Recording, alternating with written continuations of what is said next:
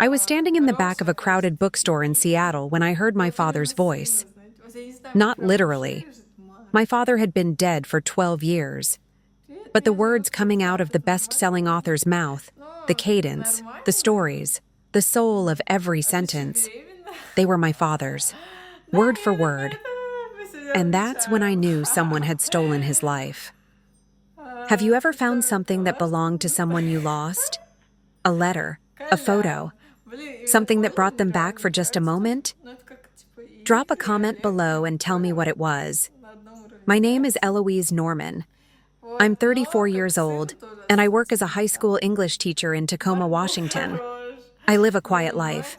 I grade papers, I drink too much coffee, I visit my mother every Sunday. I'm not the kind of person who makes scenes or confronts celebrities, but that night in October, I did something I never thought I'd do. I walked up to one of the most acclaimed authors in America and said 5 words that made him go pale. It was October 14th, 2023. A Saturday evening, the kind where Seattle's autumn rain had finally stopped and left the city smelling like wet pavement and fallen leaves. I wasn't planning to go to the book signing at all. I'd been planning to do what I did every Saturday night: grade essays in my small apartment in Tacoma, drink cheap red wine, listen to the couple upstairs argue through the thin walls, maybe watch something mindless on Netflix until I fell asleep on the couch. But my friend Jessica had other plans. She'd shown up at my door at 5 p.m. with 2 tickets and a determined look that I knew from 15 years of friendship meant resistance was futile. "Come on, Eloise," she'd said, pushing past me into my apartment. Nicholas Reese is huge right now. Everyone's reading A Life Rebuilt. It's supposed to be this incredible memoir about growing up poor in rural America, overcoming adversity, finding yourself through hard work and honest reflection. You teach English. You'll love it.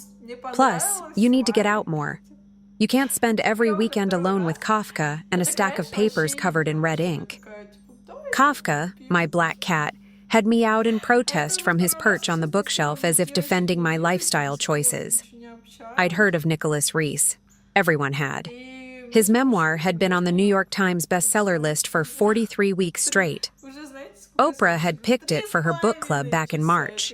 He'd been on The Daily Show, Fresh Air, The Tonight Show.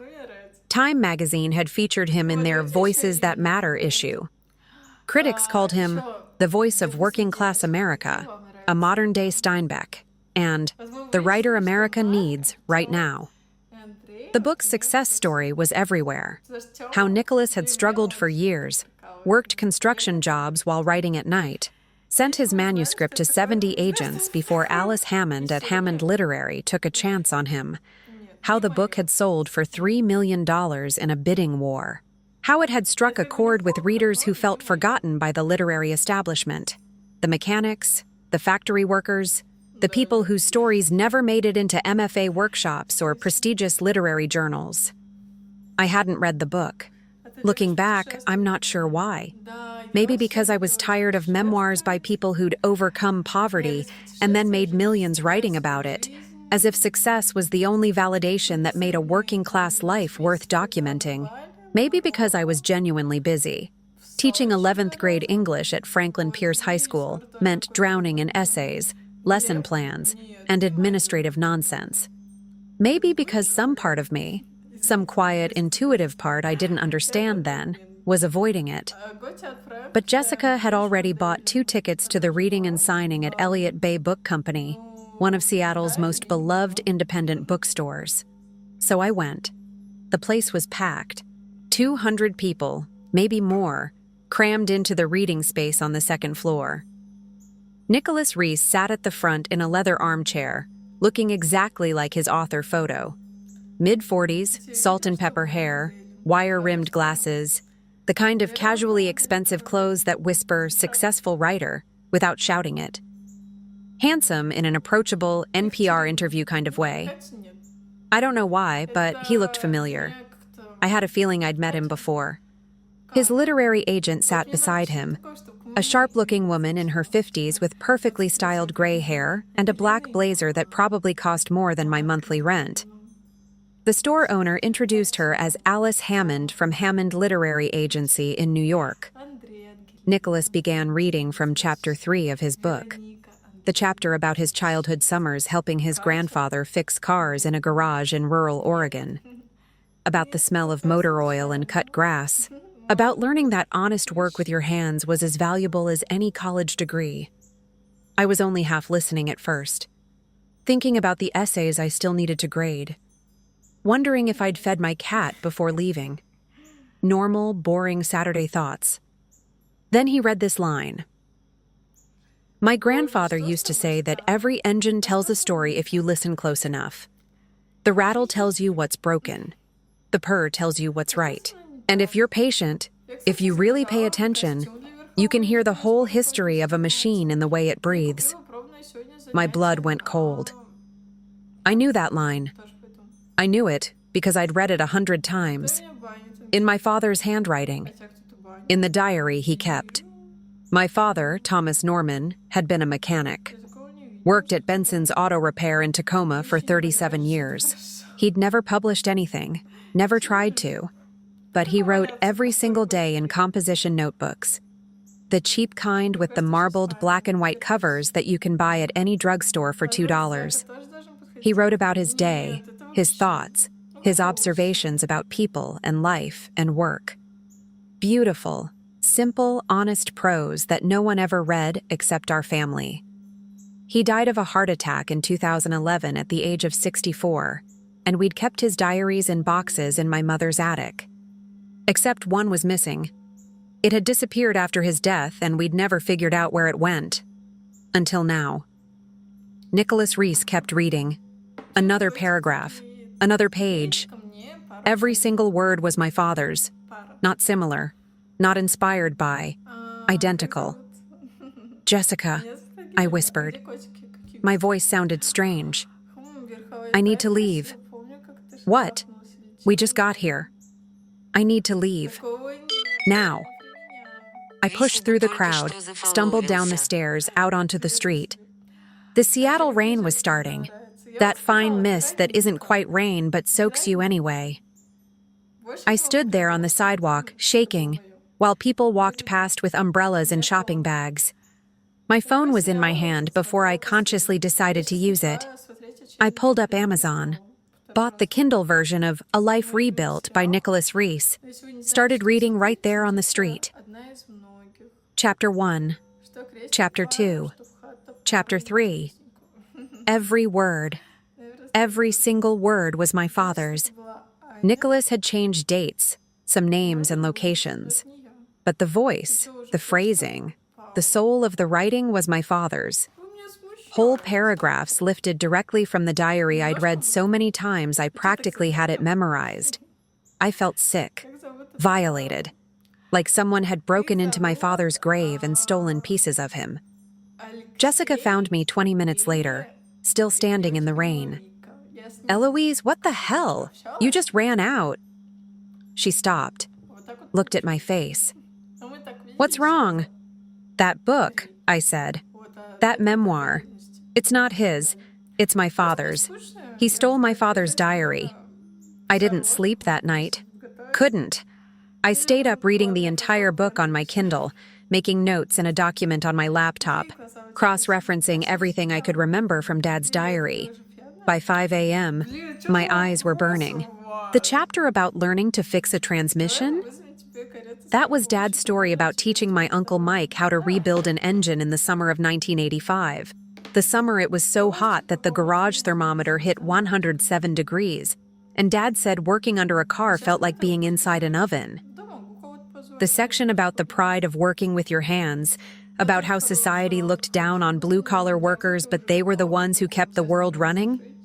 Dad wrote that exact paragraph after a customer, a college professor, had made a condescending comment about people who work with their hands instead of their minds. Nicholas Reese had taken my father's life, my father's words, my father's soul, and put his own name on it. At 7 a.m., I called my sister Eliza. She was living in Portland now, married to a software engineer named Garrett. 2 kids, Lola, 8, and George, 5. She worked as a dental hygienist, drove a minivan, lived in a nice house in the suburbs. We talked maybe once a month, mostly about Mom, occasionally about her kids. We'd never been particularly close. 6 years apart, she was 40, I was 34, and we'd taken different paths after Dad died. She'd thrown herself into building a normal life. I'd taught English and lived alone with a cat. Eloise, it's 7 in the morning on a Sunday. Are you okay? Her voice was groggy with sleep. I heard Garrett mumble something in the background. Do you remember Nicholas? I asked. No preamble, no small talk. Silence. Long enough that I thought maybe she'd hung up. Then, Nicholas? My ex Nicholas? Yes. Why are you asking about him? That was 12 years ago, Eloise. We dated for like 3 months. It was nothing serious. Why? What was his last name?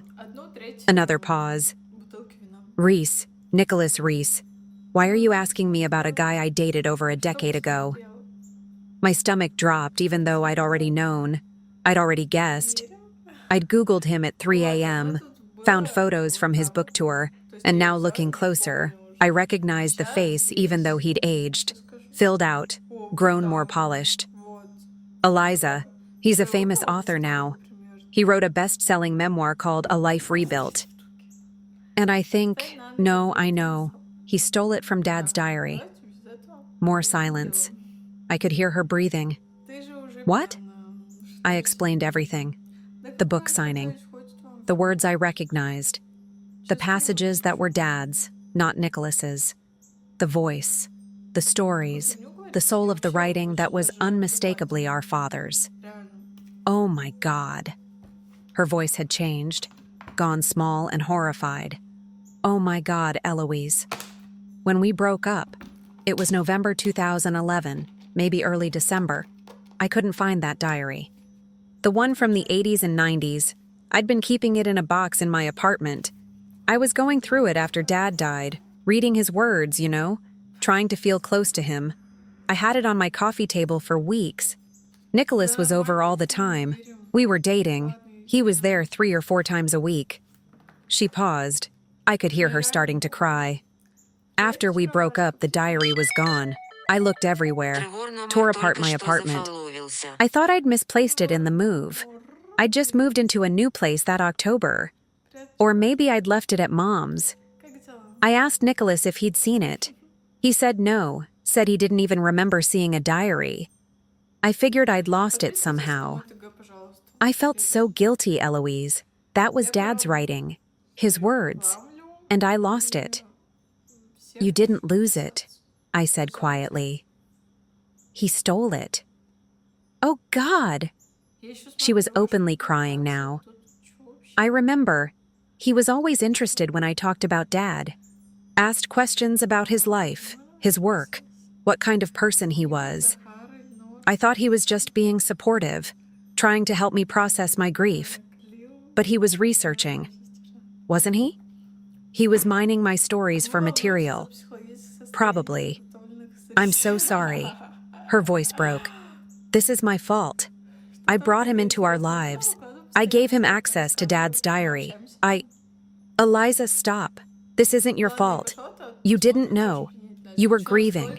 You trusted someone who seemed kind. That's not a crime. But Dad's diary... We're going to get it back, I said.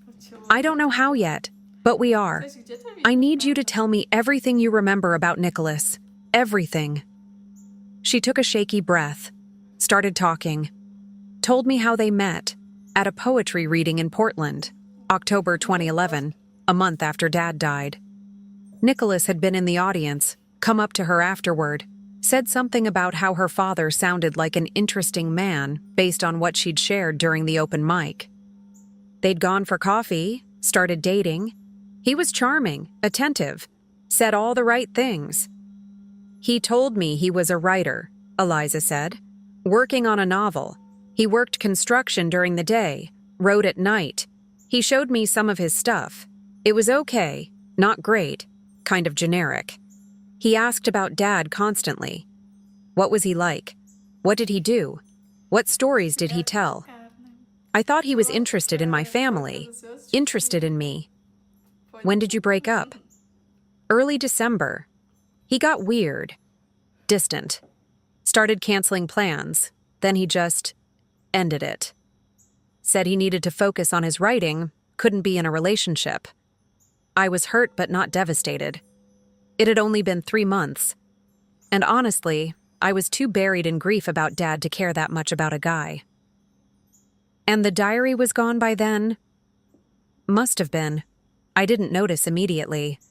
But by Christmas, when I wanted to read it again, it was gone. Did he ever come back? Ask about anything? No, I never saw him again. Never heard from him. Until I guess now, when he's on TV and winning awards for Dad's stolen words. She started crying harder. I waited, let her process. Finally, she said, "What are you going to do?" "I don't know yet, but I'm not letting him get away with this. I'll help however I can. I'll testify. I'll tell everyone that I dated him, that the diary disappeared. Whatever you need." Thank you. Eloise? Yeah? Dad would be proud of you for fighting for him. I had to close my eyes against the tears. I hope so. Sunday, I drove to my mother's house. She still lived in the same small ranch-style home in Tacoma where I'd grown up, the house my father had bought in 1985 with his first big bonus from the repair shop. 3 bedrooms, 1 bathroom, a garage that Dad had converted into a workshop where he fixed things for neighbors on weekends. The mortgage had been paid off for 15 years. Mom lived there alone now, surrounded by 40 years of memories. I let myself in with my key. She was in the kitchen making coffee when I came in, wearing her bathrobe and the fuzzy slippers I'd bought her last Christmas. "Eloise? I didn't know you were coming by today. Is everything okay?" She looked at my face, and her expression changed. "What's wrong?" "Mom, I need Dad's diaries, all of them." She didn't ask why, didn't hesitate. Just set down her coffee mug and said, "They're in the attic. I'll help you." We climbed the pull-down ladder to the attic together. Even though I told her I could do it myself, she should stay down. But Mom was stubborn. At 73, she still insisted she was perfectly capable of climbing ladders and carrying boxes. Thank you very much. The attic was hot and dusty, filled with the accumulated debris of a lifetime. Christmas decorations, old clothes, boxes of photos, furniture that was too good to throw away but not good enough to keep using. In the back corner, under a plastic tarp, were 3 cardboard boxes labeled in my father's handwriting. Tom's notebooks, 1972, 2011. We carried them down one at a time, set them on the kitchen table. Mom made us both coffee while I opened the first box. Dad's notebooks were organized by year, each one labeled in his neat block handwriting on the front cover. 1972, 1978, 1978, 1985, 1985, 1989. Then a gap, the missing 1989, 1995 diary. Then 1995, 2001, 2001, 2007, 2007, 2011. I opened the 1995 to 2001 diary carefully. The binding was loose, pages yellowed with age. Dad's handwriting filled every page, no margins, no wasted space. He wrote small to fit more words, paragraphs flowing into each other like thoughts that couldn't be contained. I read a random entry from October 1996. Fixed Mrs. Jefferson's Honda today. She cried when I told her it would only cost $200. Said her husband had died last month and she was worried she couldn't afford to keep the car. I didn't have the heart to tell her the parts alone cost $180. Sometimes you do work for reasons that have nothing to do with money. That was Dad. Every page was Dad. His voice, his heart, his way of seeing the world. "What's this about?" Mom asked quietly. She'd been watching me read, her coffee untouched.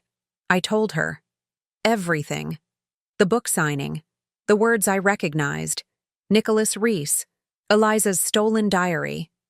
By the time I finished, Mom's hand was over her mouth and tears were streaming down her face. "That bastard," she whispered.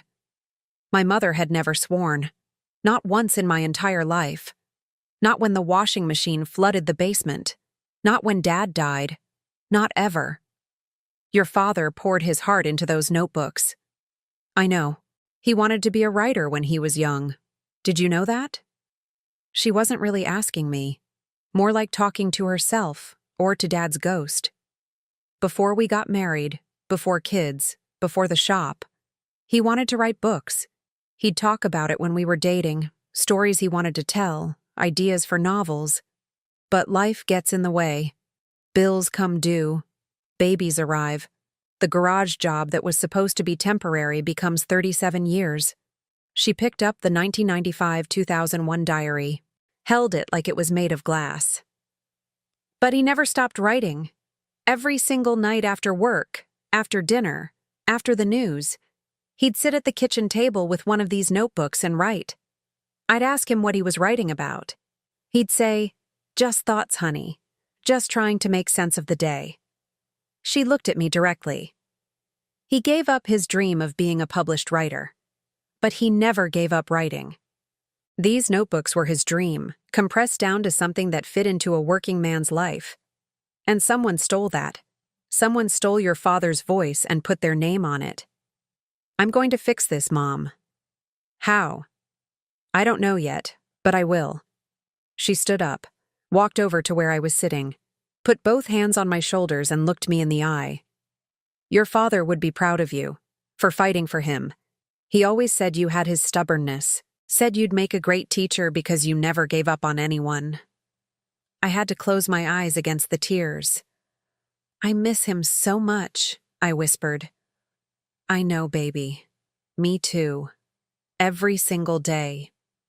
We spent the next hour going through the diaries together. Mom would read passages out loud, laughing or crying depending on the memory. Here was the entry about when I was born. Here was the day Eliza graduated high school. Here was Dad's reaction to 9/11, to the financial crisis, to getting older and watching his body slow down. Every page was a piece of him. His observations about customers, his thoughts about politics and society, his fears about money, his pride in his work, his love for his family that came through in every word even when he wasn't writing about us directly. These should have been published, Mom said. Your father was a beautiful writer. They will be, I promised. I'm going to make sure they are.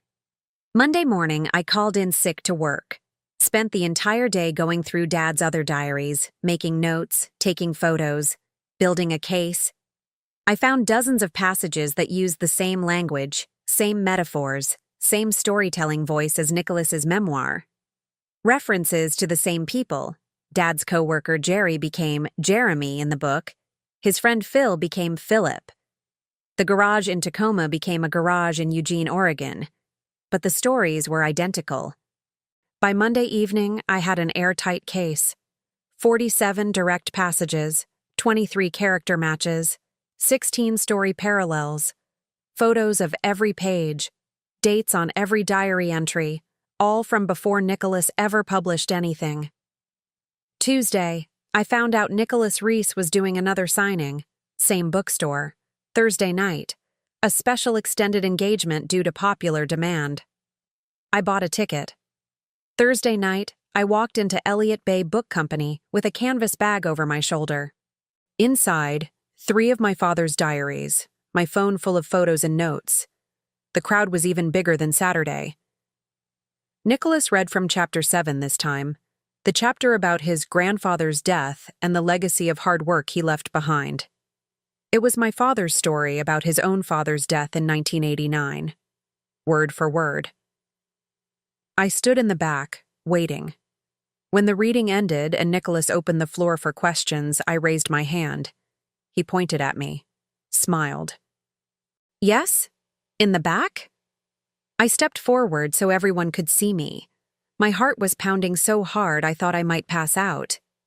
Mr. Reese, I have a question about your memoir. Of course. How much of it is actually yours? The smile faltered. I'm sorry? These words you just read, about your grandfather's death, they're not your words. They're my father's. This is my father's diary from 1989. Thomas Norman. He was a mechanic in Tacoma, Washington. He died in 2011. You dated my sister Eliza that same year. And when you broke up, this diary disappeared. The room went silent. 200 people staring. Nicholas's face had gone pale. I don't know what you're talking about. I looked up. That's my father's writing. That's plagiarism, Mr. Reese. You stole my father's diary. You changed some names and locations. And you published his life story as your own. Nicholas stood up. This is absurd. I don't even know your sister. This is harassment. I'm calling Securi. Her name is Eliza Norman. You dated her from August to October 2011. She lived in Tacoma. You broke up right before you suddenly found your voice and wrote this memoir. Alice Hammond, his agent, stepped forward. Cool, professional, in control. Ma'am, these are serious accusations. You need to leave. I have proof, I said. I reached into my bag, pulled out the other diaries. 6 more diaries, same narrator voice, same themes. All dated before your client published anything. I have photos. I have witnesses. I have my father's obituary from 2011. I can prove every word. Alice's expression didn't change, but I saw something flicker in her eyes. Doubt. Maybe fear. We're going to call the police if you don't leave, she said quietly. Go ahead, I said. Call them. I'd love to explain to the police how Nicholas Reese built his entire career on a dead man's stolen diary. Security did escort me out. But not before half the audience had filmed the confrontation on their phones. By the time I got home, the video was already spreading on Twitter, TikTok, Instagram. Woman accuses best-selling author of plagiarism was trending. My phone started ringing at midnight.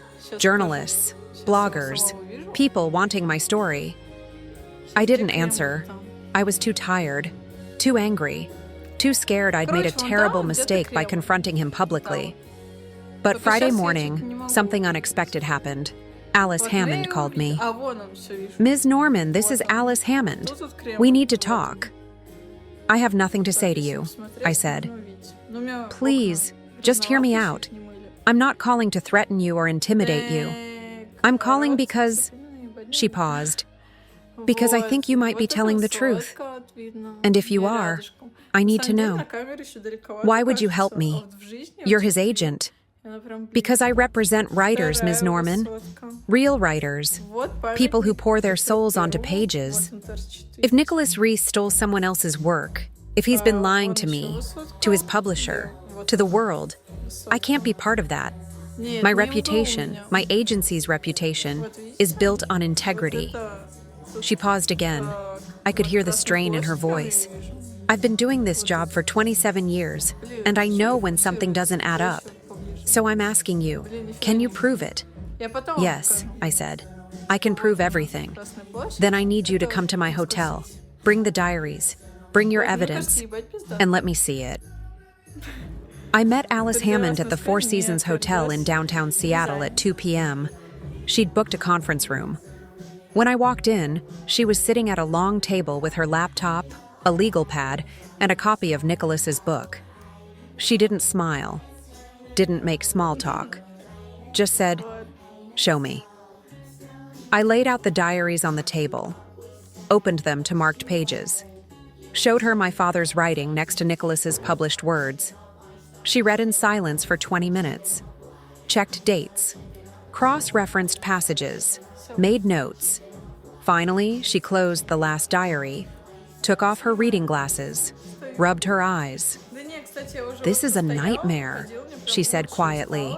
An absolute nightmare. I've represented Nicholas for 4 years. I sold this book for $3 million. It's been translated into 29 languages. There's a movie deal. There's a sequel in the works. She looked at me directly. And every single word of it is your father's. Not inspired by, not influenced by, stolen. I felt a wave of relief so powerful I almost started crying. You believe me. How could I not? The evidence is overwhelming. The handwriting is there. The voice is identical. She shook her head. I've been in this industry long enough to know when something's wrong. I should have known sooner. Nicholas's first draft was too polished, too formed. Most first-time memoirists struggle for years to find their voice. He had it immediately. I thought he was a natural talent. He's a thief, I said. Yes, he is. Alice met my eyes. Ms. Norman, Eloise, I want to help you, not for altruism. I'll be honest about that. If this comes out the way it's going to come out, my agency will be caught in the blast radius. Representing a plagiarist destroys careers. But more than that. She paused, seemed to choose her words carefully. More than that, your father deserves credit for his words. He deserves recognition. And I can help make that happen. How? I'm going to contact the publisher. I'm going to tell them everything. I'm going to present your evidence. And I'm going to recommend they pull the book immediately, issue a public apology, and republish it under your father's name posthumously. What about Nicholas? He'll be sued, probably criminally charged with fraud. He'll lose everything, his reputation, his career, his money, as he should. She looked at the diaries on the table. Your father was a beautiful writer, Eloise. These entries. They're raw and honest and true. He deserved to be published under his own name. He never wanted to be famous, I said quietly. He just wanted to write, to process his life through words. Then we'll honor that. We'll tell his story, the real story. A working-class man who wrote in composition notebooks every night after work, who poured his soul onto pages no one ever read, until someone stole them, and until his daughter fought back. Alice called me back 36 hours later. I was at my apartment pacing, drinking my 5th cup of coffee, checking my phone every 30 seconds. I found it, she said without preamble. My heart stopped. What? The diary, the original. I found it. How? Where? Nicholas has an office in his apartment in Capitol Hill. When I represented him, I had a key for emergencies. He travels a lot for book tours, sometimes needs me to pick up contracts or manuscripts. After our conversation, I called his publisher, explained the situation, got legal clearance to access his office to investigate potential fraud. I brought the publisher's lawyer with me as a witness. She paused. I could hear papers rustling. We found it in his desk, bottom drawer under a stack of old manuscripts, a composition notebook with a marbled black and white cover. Inside the front cover, written in pen, Thomas Norman, 1989-1995. I couldn't breathe, couldn't speak. Eloise, are you there? Yes, I whispered. I'm here. The handwriting matches the other diaries you showed me. The dates match. The content matches the book almost word for word. He kept the original. I don't know if he's arrogant or stupid or sentimental, but he kept it. We have him. What happens now? Now I need you to come to my hotel. Bring the other diaries. Bring your evidence. And we're going to end Nicholas Reese's career. It took 6 weeks. 6 weeks of legal meetings, publisher negotiations, media interviews, and watching Nicholas Reese's world crumble in real time. He denied everything at first. Claimed he'd never met my sister, never been to Tacoma, never seen my father's diaries. But Eliza came forward with photos of them together from 2011. Neighbors remembered him visiting her apartment.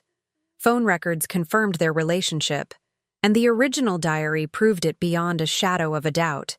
His publisher pulled A Life Rebuilt from shelves, refunded hundreds of thousands of purchases, terminated his contract. Alice Hammond dropped him as a client. The movie deal evaporated. The foreign translations were canceled. The literary prizes he'd won were revoked. And in January 2024, the book was republished under a new title, with a new cover and a new author name. A Mechanic's Life, The Journals of Thomas Norman. The cover featured a photo of my dad from 1989, 42 years old, in his work uniform, smiling in front of the auto repair. Inside, I'd written a foreword explaining everything: who my father was, how he'd never published a word but had written every day for 40 years, how Nicholas Reese had stolen his diary and his voice and his life, how I'd fought to get it back. The book sold 60,000 copies in the first month. It got reviewed in the New York Times, the Washington Post, NPR. Critics called it achingly honest and a working-class masterpiece. My father, the mechanic who wrote in cheap notebooks, became a posthumously celebrated author. I used the settlement money, $3 million from Nicholas Reese and the publisher, to establish the Thomas Norman Foundation. It provides grants to working-class writers who can't afford workshops or MFA programs. People like my dad who write because they have to, not because they want to be famous. Nicholas Reese disappeared from public life. Last I heard, he was working at a hardware store in Montana under a different name. Fitting somehow. The man who stole a life story ended up with no story of his own. Alice Hammond sent me a letter 6 months after everything settled. Said representing my father's book posthumously was the proudest moment of her career, that his writing reminded her why she got into publishing in the first place, to champion authentic voices. My mother keeps a copy of the republished book on her coffee table. Sometimes I catch her reading passages, crying softly, running her fingers over my father's words as if she can touch him again through the ink. And me? I still teach English at the same high school, still grade too many papers, still drink too much coffee. But now, when I teach my students about plagiarism, about intellectual property, about the importance of authentic voice, I tell them this story. I tell them about my father, about his diaries, about the thief who tried to steal his words, and about how I stood up in a crowded bookstore and said, "Sir, you're reading my father's diary." Because some things are worth fighting for: truth, justice, legacy, and the words of a man who wrote in composition notebooks every night after fixing cars, who never published a single thing, who died thinking no one would ever read what he'd written. His words matter. His voice matters. And I made sure the world finally heard it. What would you have done in Eloise's position?